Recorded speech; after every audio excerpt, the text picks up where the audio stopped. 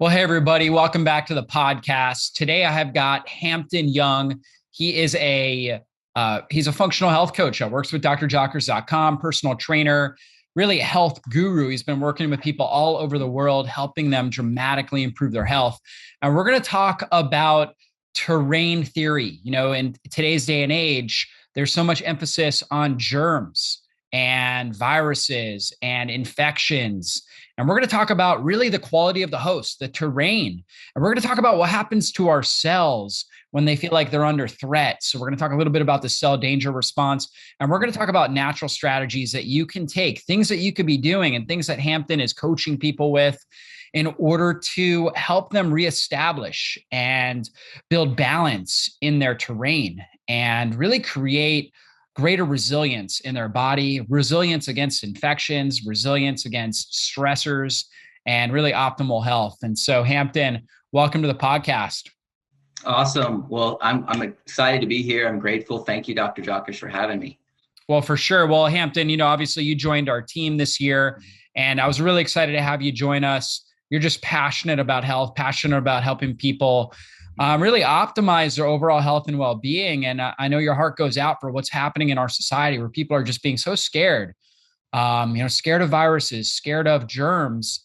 And, it doesn't have to be that way. Like, really, ultimately, the way God created us was to be resilient to stress, right, resilient to pathogens. And, really microorganisms in general, they have a job. Their job is to break down decaying matter. And our job is to really be vibrant and alive, to not be decaying matter, and to be vibrant and alive. And I know you share that passion with me.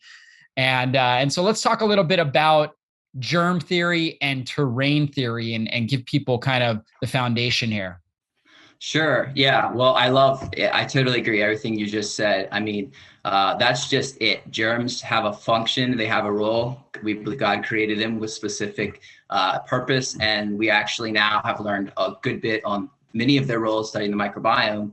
And we just continue to learn more about how they actually can change in their roles dependent upon the environment that they're in and the demands placed upon them in the environment. So when we're talking about our health, our terrain, that really is the premier and the first place where the microbes are either serving us or they're decomposing us. And obviously we don't want to be decomposed premature. So with that said, the kind of two main theories, if you will, that you just mentioned, germ theory and terrain theory, essentially in a nutshell, the germ theory is that, Louis Pasteur is the most famous recognized science. He kind of popularized this theory. There was many that went actually before him, centuries past, that actually were, essentially undermining or, confirming this theory. It wasn't as widely known, but it's the idea that microbes are the cause of disease. And so he really went to an extent to try to isolate these microbes and then see what specific diseases that they are responsible for. And then that just led down this train of isolation. And so when you contrast that with the terrain theory, it's really looking at how microbes are part of the environment. They're a foundational part of the environment. And so every living entity and being has microbes that are useful for them. And so this is looking at how the microbes respond to the environment or the host of their living biology. And so then we can kind of see that, hey, diseases aren't necessarily specific to bacteria, but that diseases are a byproduct of a terrain that becomes imbalanced, and then the bacteria can then shift into a decomposition role, essentially. Yeah.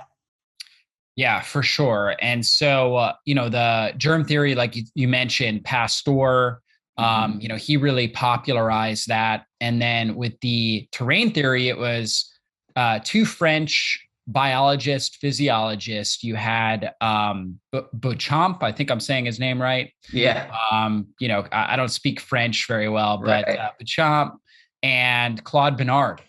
And these guys Claude Bernard and Beauchamp were rivals to Pasteur in a sense, right? Because, when it comes to scientists, everybody wants to have the idea that changes the world. And so their ideas They clashed because Pasteur was saying, no, it's the germs. If you're exposed to these microbes, you will get disease.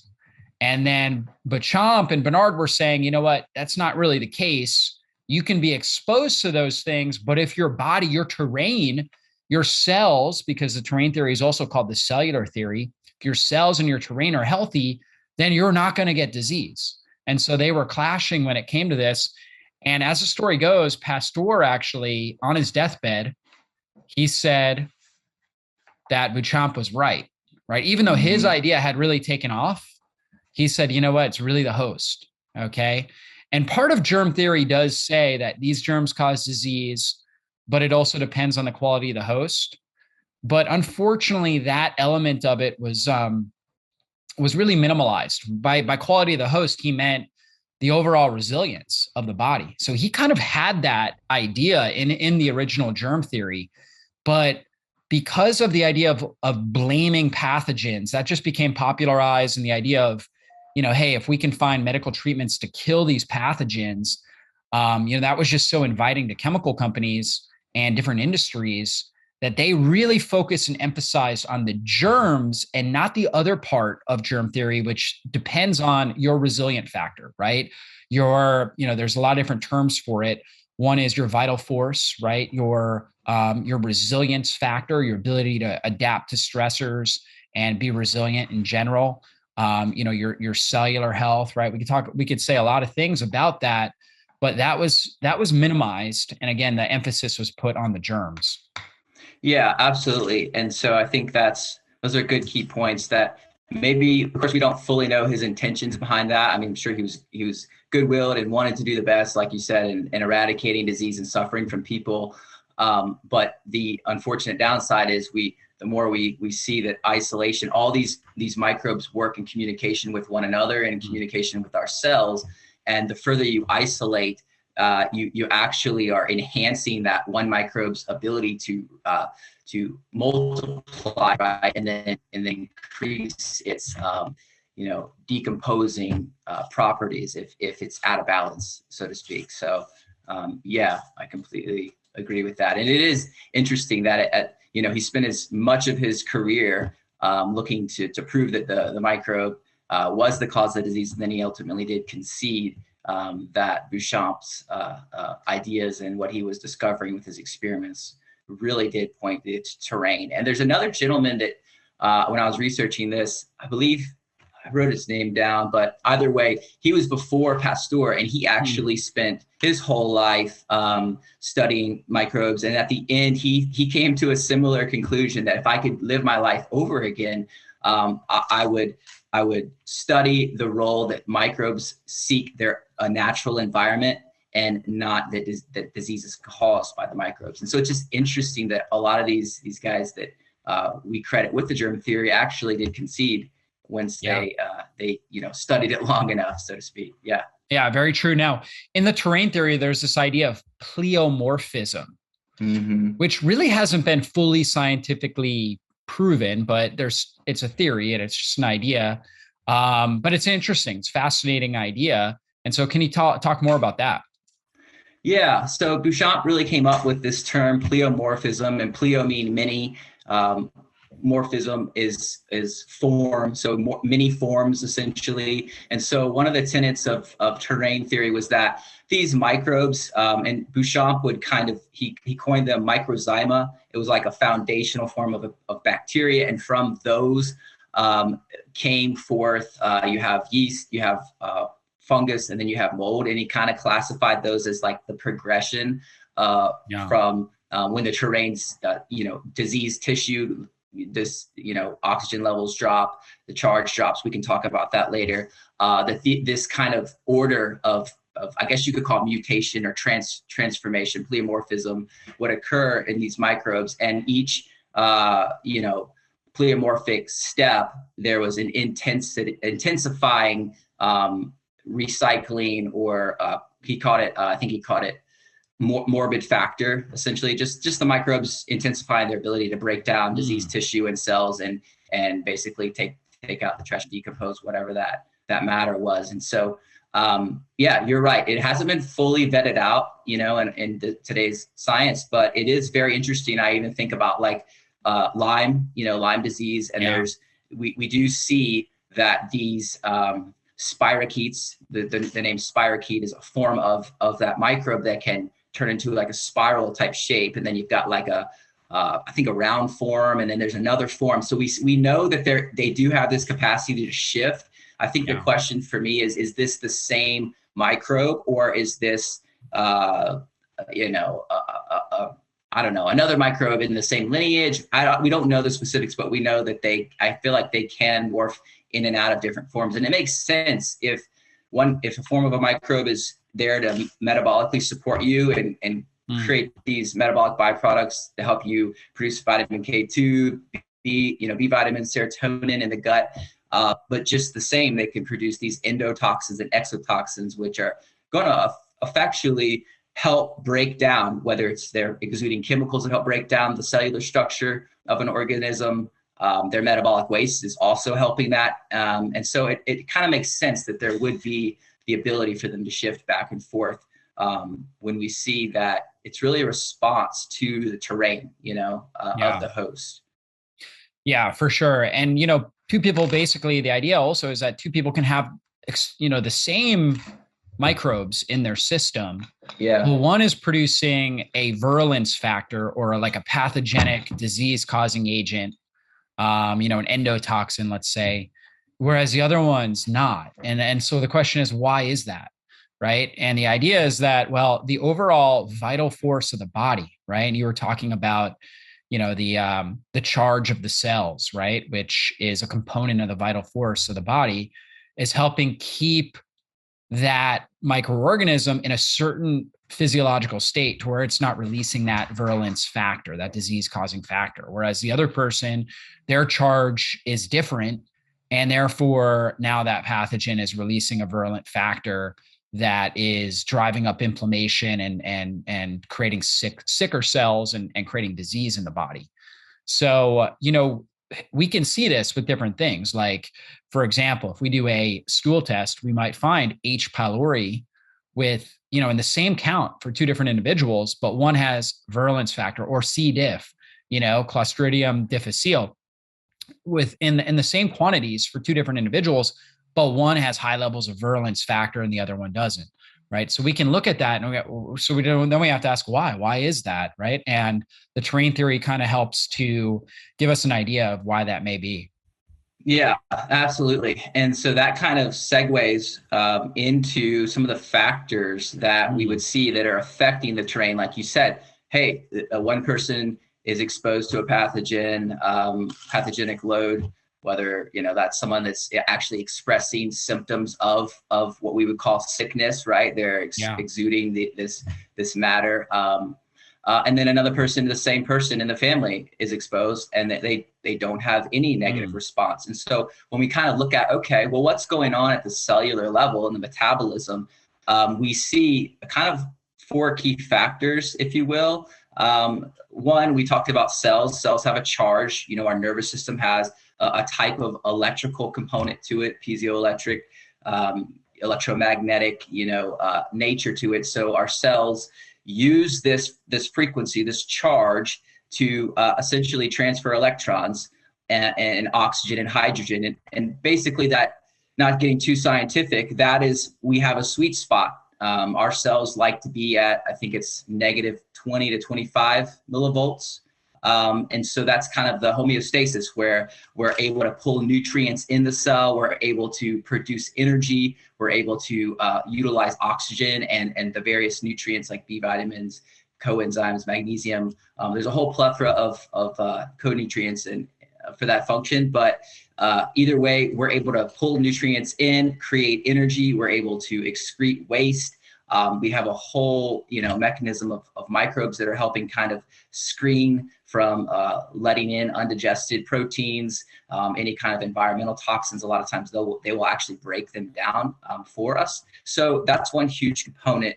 And I don't know if you want to chime in before I go into to another one. But that's a really big one, is keeping that cellular charge. Yeah, for sure. And when we don't, now cells start to malfunction, and they're not able to communicate as effectively with each other. So cell to cell communication starts to break down. When the charge starts to break down with red blood cells, they start to clump together, and their ability to deliver oxygen to cells also goes down. It's kind of a vicious cycle. Mm-hmm. Really, when it comes to health, it's important for listeners to understand what a vicious cycle is. A vicious cycle is basically when one bad thing leads to the next bad thing, and then the next bad thing, and the next bad thing. So it doesn't auto-correct. It just, things just kind of get worse. It's like, in a sense, it's an adaptive response, but it's a negative spiral. Like, we're going downhill as the body's adapting in this way until things are reset, right? And ideally, there's like a healing cycle where things are reset and the charge is reestablished. But if we never get there, we just continue on this vicious cycle downward. Yeah, absolutely. And that's kind of where we get into the cell danger response, right? Yeah. So the cell danger response would be, okay, cell charge is going down. And let me back up for a minute. The cell charge going down is affected for emotional stress, unforgiveness, bitterness, anger. All these emotions that are held within are actually, they're not lowering our charge. They're essentially, our charge is a negative charge, but for the sake, they're just imbalancing charge in the cellular communication. And so that's disrupting biochemical reactions in the body as well. And so that's going to, like we just said, the negative feedback cycle is going to intensify. But so you have negative emotions, you have chemicals from the water, the air, the food, just that are ubiquitous in our society and food systems. And I know we've talked about that a lot on this podcast. Mm-hmm. But you have those, and then you have nutrient deficiencies, whether, there's something that you're not getting in the food the way it's grown, or, hey, if you're eating in a depressed, angry state, that affects your ability to absorb those nutrients. There's multiple ways you can get a nutrient deficiency. Even if you're under high stress, right, you're going to burn through a lot of these minerals, electrolyte minerals, that are critical for nervous system function, ATP production, mitochondrial, functioning. So those are easy ways that the body can lose its charge, and it can get what we call incoherent or just imbalanced, so to speak. So then the cell danger response would be the cell is infinitely intelligent. I believe that God created it with the capacity to heal and to prompt, healing mechanisms. And the cell danger response would be one where I believe it's the mitochondria that we're learning would sense that the cell charge or the pH, the oxygen, they're dropping, these levels are dropping. So it's going to initiate kind of like, hey, we need to reinforce, we need to fortify, we need to protect, so that this damage is minimized, right? And so that's where you're going to see, I was even researching for this, the cell charge will actually go from a negative 20 to 25. It'll go down to like a negative 50 to 70, which is actually good in the immediate sense, because it's ramping up, trying to fortify the cellular structure, eliminate waste, a lot of different protective mechanisms, because it's acknowledging, hey, something's out of balance, and we want to try to stop this before it takes out not just one system, but all body systems and goes systemic. Yeah, for sure. So we used to think the mitochondria of the cell was just, all it did was produce energy. It was just a factory that produced energy. But now we know it has this intelligence that God put within it that allows it's actually sensing what's happening in the environment and basically signaling in the cell how to adapt to that environment. And so one of the adaptations is often a hypometabolic state where it's reducing energy production, and can even go into a state of pro-oxidation where it actually turns up oxidative activity, which, you wouldn't think would be a good thing because it's actually damaging to the cell components, right? But the idea there is if there's a pathogen, we're trying to kill that pathogen before it infects enough cells. So, we're trying to turn on that sort of oxidation, get rid of cellular waste, sequester toxins, and help the body eliminate these things, go through a healing cycle, right? Because that's the whole idea is we have this short term, and one way we can experience is like if we have the flu. It's like if we have the flu within, 24 hours, like we feel significantly lower energy, right? We feel toxic and sick, right? And this is where we have enough cells turning on this response. But then we go through the healing cycle. We rest, we detox, maybe we're fasting, we're doing immune support, ideally doing these things, going through a healing cycle.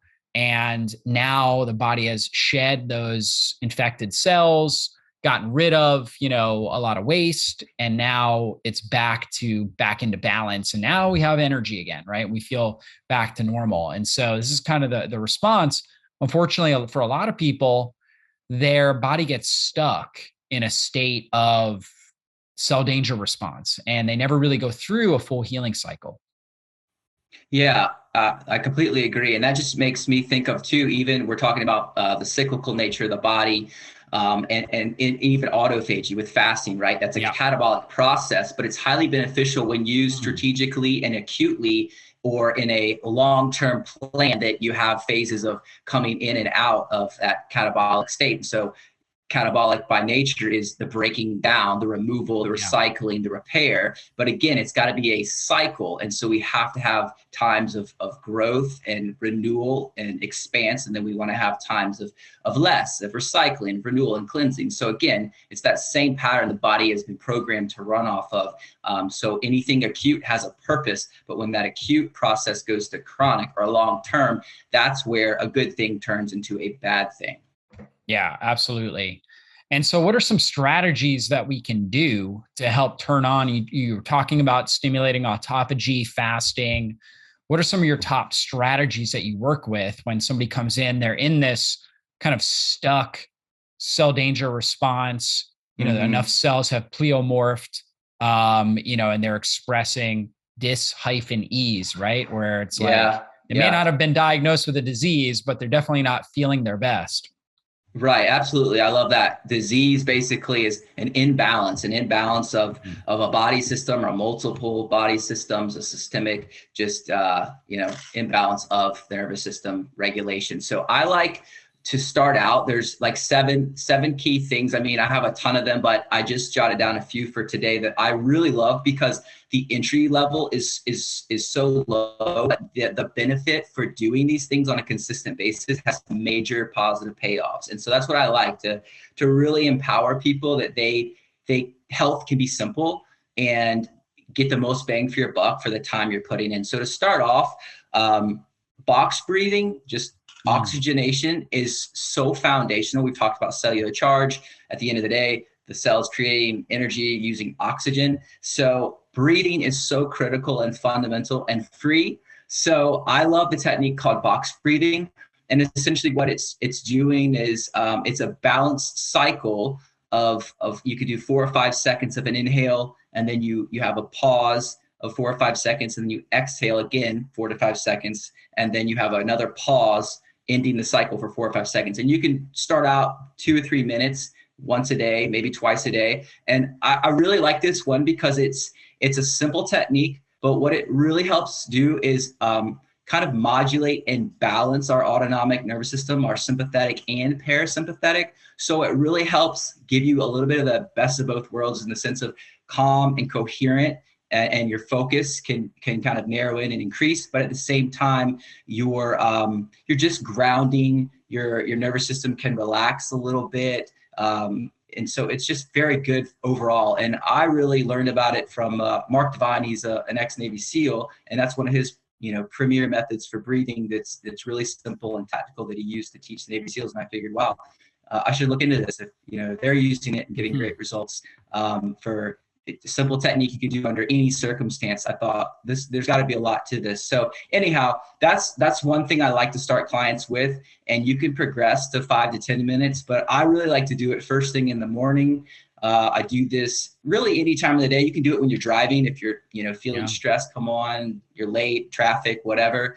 So it's not something that takes a lot of skill to do, and it's actually, the more you do it, you just get into a rhythm. And so I'll notice myself, just when I feel during the day like I need to kind of reset, if you will, I'll just do that for a few minutes, and it's really phenomenal. So that's one thing I really enjoy.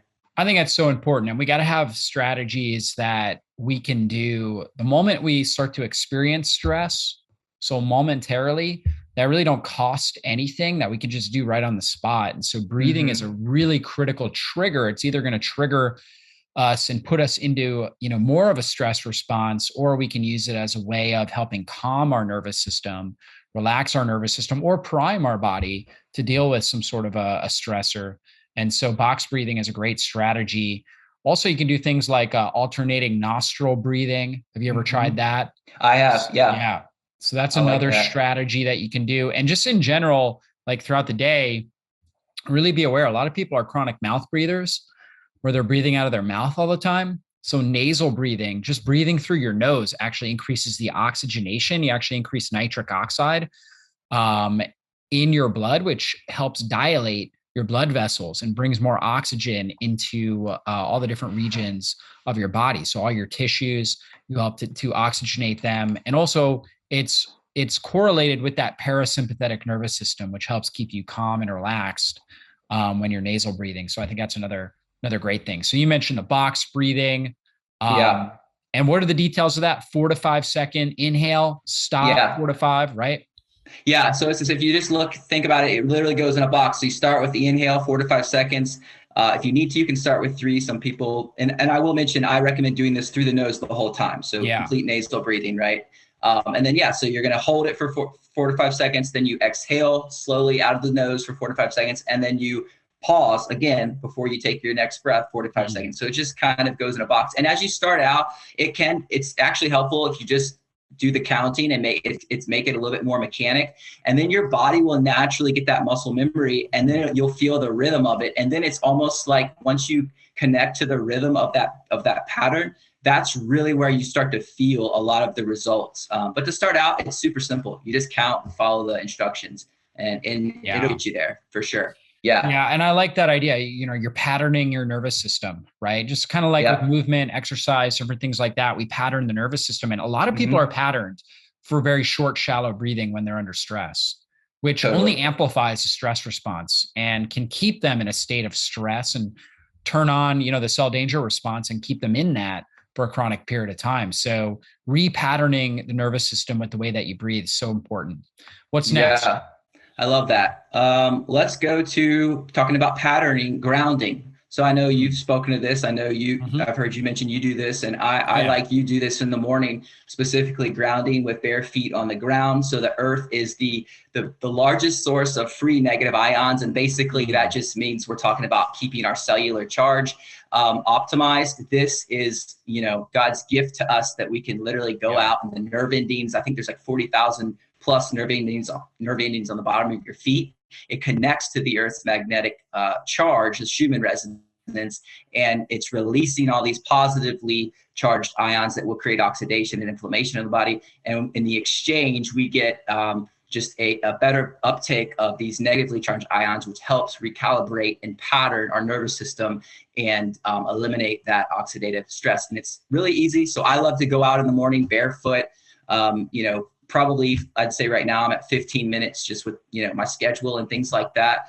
But I'll piggyback on that. So that's grounding. But when you do that, you're also outside. And so if you want to throw in the box breathing, then too, you're getting, 2 for 1, if you will. Well, really three for 1, because when you're breathing fresh air, you're also getting the diverse microbial exposure. If you're, wherever you are, hopefully there's some tree around there, there's some kind of bush or something. So you're actually getting a diversified microbial exposure, which is beneficial, so that you have a really broad and well-diversified, balanced, microbial balance. So I like to do that first thing in the morning. But again, I'll do that at the end of the day. There's, something stressful, or I love to do it after a workout too. Again, just it's so simple. It's just something like my wife is very sensitive to. She can actually kind of feel the tingle a little bit. I never really feel it, but I definitely know that I'm doing it consistently for years now. I know it's one piece that adds to my total health. So I love grounding for those reasons. Yeah, so powerful. And I love the idea of stacking these modalities, these strategies here, biohacks, you could call them, And so you stack them. And so also going out, like, for example, if you're going out at sunrise or like in the evening and sunset, you have a lot of near infrared and red light, which is also very healthy and healing for your mitochondria. So very therapeutic for you. In the middle of the day, you have your blue light, your UVA, UVB rays, which help stimulate your vitamin D. So, getting out in the sun, you mentioned, getting that diverse array of microorganisms that are coming from, when you're outside breathing, there's a lot in the air. So you're getting that. Yeah. Ideally, there's good stuff. And if you're around trees, trees and plants are producing healthy, volatile organic compounds, good ones, right? We hear about VOCs being bad, but they're actually producing plant essential oils, which have a natural calming effect on your physiology. They're antimicrobial, they're immune supportive, they're adaptogens, meaning they help adapt you to your stress response to the environment. So yeah, you're getting a lot of benefit when you're doing that. I like to stretch, I get out and I do that in the morning, like I was talking about. That's kind of when I do some stretching. Great time for praying, setting your mindset for the day, surrendering your ego, all the things that create, a sense of suffering and a sense of, attachment to things, and just really surrendering yourself to God and his plan for your life that day. So I think it's just a great strategy, great thing to do, and there's an ancient proverb that says, if you want to have great energy, go out and watch the sunrise. Right. And I would add to that, in a grounded state. Right. Yeah. And then if you want to sleep well at night, watch the sunset. Right. You're getting that red light, near infrared when you're doing that, which is just so good for your mitochondria and your circadian rhythm. Yeah, no, I absolutely love that.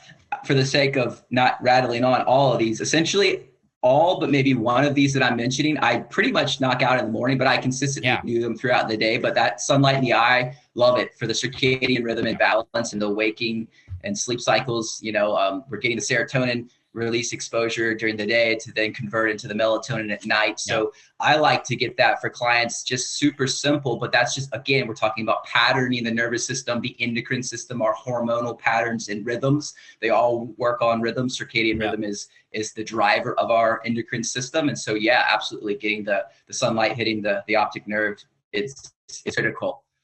Absolutely. So that moves me into my next little tip, if you will. It's hydration. And I, like you, love to super hydrate, especially in the morning. And I like to do like a hydration. I call it like a hydration tonic. It's adrenal cocktail is another name for it. There's a lot of versions of it, but essentially, ideally you have clean, filtered, structured water. And then I like to add in Celtic sea salt for the ionic trace minerals. You're getting high quality sodium and chloride. And then I'll add in a acerola powder for some vitamin C in there. And then I will do, for a source of potassium, I'll do like maybe some coconut water powder, or if you don't want the sugars in there, you can do like an aloe that actually has a lot of good potassium in there. You can do lemon. You can do lemons. Absolutely. There's so many varieties of this drink, but currently what I'm doing, I sprouted wheatgrass. So I'll juice a shot of wheatgrass, pour that in there just for, loaded chlorophyll enzymes. And anyways, I'm doing that in the morning, probably 30 ounces. And so I'm drinking that, hydrating within the first hour of waking up, and outside doing all those others. And so that's just a jump start for getting your cells, the cell charge again, balanced. We're getting oxygen in there, where we're waking up the digestion slowly. So I love that as a hydration tip. And one thing I thought was really interesting, I've learned, I don't know if you're familiar with Mortley Robbins. Have you heard of him somewhat? Heard of him, yeah. Okay, yeah. Well, his whole thing is he's just kind of really doing a deep dive on copper and the role it plays with the ceruloplasm and the ability for the hemoglobin and iron to carry oxygen. And so the vitamin C complex actually has copper atoms at its center. And so that's really powerful for utilizing oxygen and the role it plays with iron, driving the oxygen into the cells, or releasing it, if you will. So I've just been really enjoying that right now in this season. And so I think hydrating in the morning is critical. So yeah. And I love the effect too of hydration. We're all dehydrated when we wake up in the morning because we've been breathing out water vapor all morning long.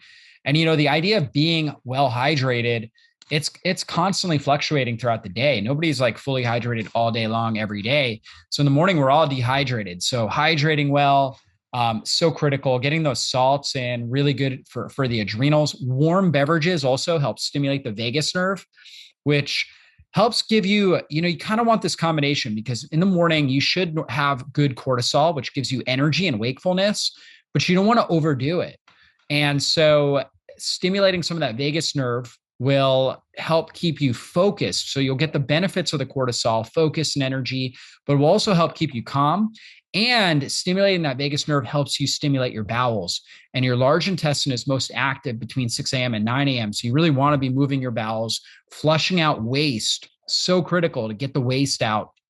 And ideally in the morning, getting that out, you'll notice that you just have better energy, better mental clarity. You're more prepared for your day, less anxiety, less stress, and more focus and better memory, better recall, better cognitive acceleration. So you'll be really ready to take on your day when you do that. Yeah, absolutely. Absolutely.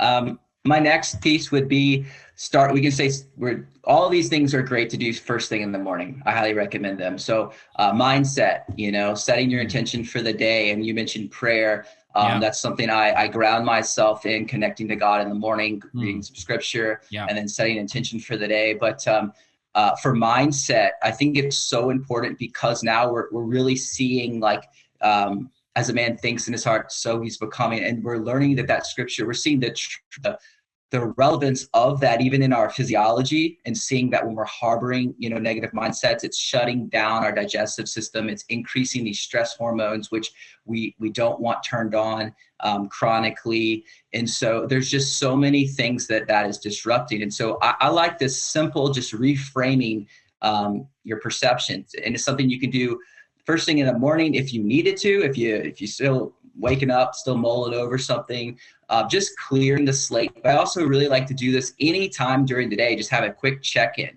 Am I harboring any, on my end? Is there anything that I'm holding against somebody that I perceive wronged me? Or am I offended at what somebody said? Or just, it could be a million different circumstances, but it's really just allowing me to check in with my heart, with my emotional state, and recognize, hey, is there something here? And, just seeing it for what it is, not being condemned, but then recognizing, hey, this isn't life-giving. This is actually, if I don't, deal with this, it's going to negatively affect my goals, my relationships, what I'm wanting to accomplish today. And so just a reframing of perspective. And for me, I'm putting on the mind of Christ. I'm giving forgiveness. I'm even in forgiving. Sometimes maybe I'm becoming aware, hey, I might need to develop a better healthy boundary in this relationship, which actually is serving both parties, right? So the examples are endless, but that's something so critical that I find we just, we're not aware of the conversation, the dialogue that's often in the back of our mind or the subconscious. So really just bringing awareness to that piece throughout the day. Quick check-ins can be just pivotal. Yeah. Yeah, I think that's so important. Really having good awareness of where you are mentally, emotionally, and spiritually, I think is so critical.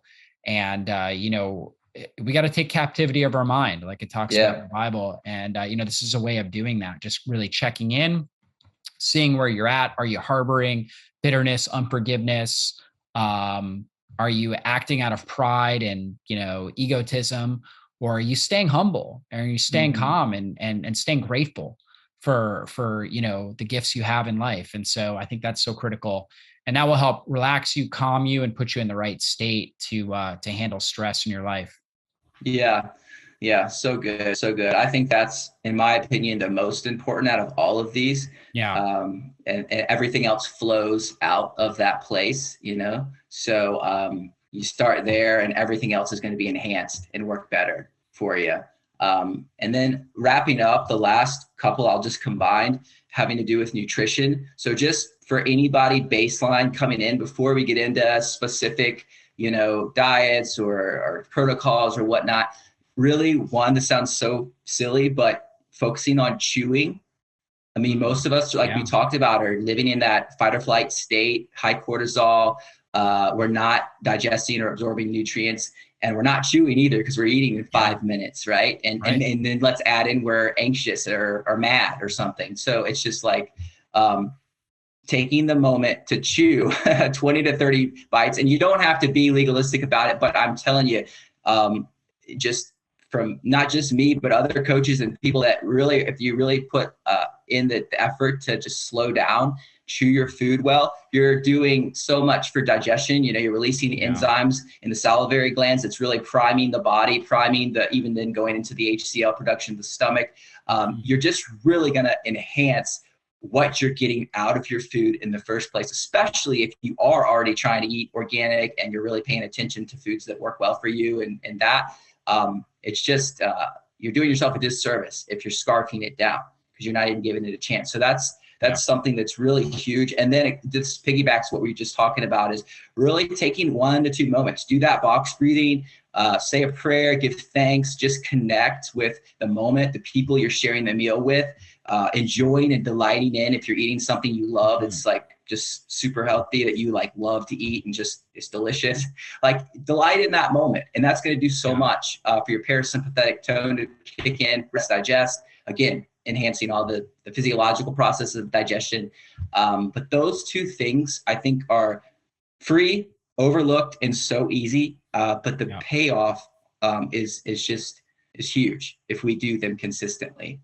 Yeah. Yeah, that's so critical, so powerful too, for sure. Well, this has been a really, really great interview. You've given a lot of great nuggets here. We talked a lot about terrain theory, cell danger response, and really how to, just natural, easy things that you can do immediately starting tomorrow, starting now, starting today, to really take back control of your health and to turn off the cell danger response, to turn on a healing cycle in your body and allow your body to really get back to balance and homeostasis so you can heal and thrive. So really good stuff.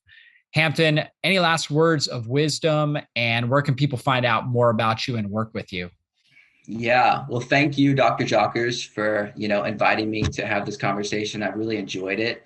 And I would leave people with, I want to inspire and give people hope for their health, right? I want to make health simple in a complex world. So I really, really, really want to empower in this day and age people to know that, biology, the environment and nature is not against you. We can work with it and align with natural principles and trust God and the body's innate wisdom that wants to heal, that's always fighting for you, not against you, even when symptoms seem like that might be contrary.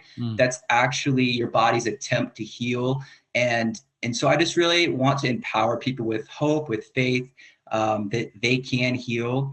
And small steps lead to big outcomes when done over a long period of time. And consistency is key in the health process. Yeah. And so people can find me. My email is hampton@drjockers.com. I'd love to hear from anyone that's interested in working with me. Again, I'm really big on building a strong foundation, building up that terrain, getting really healthy habits established. And then from there, maybe do some specific protocols according to the personal context needed for the health of that person.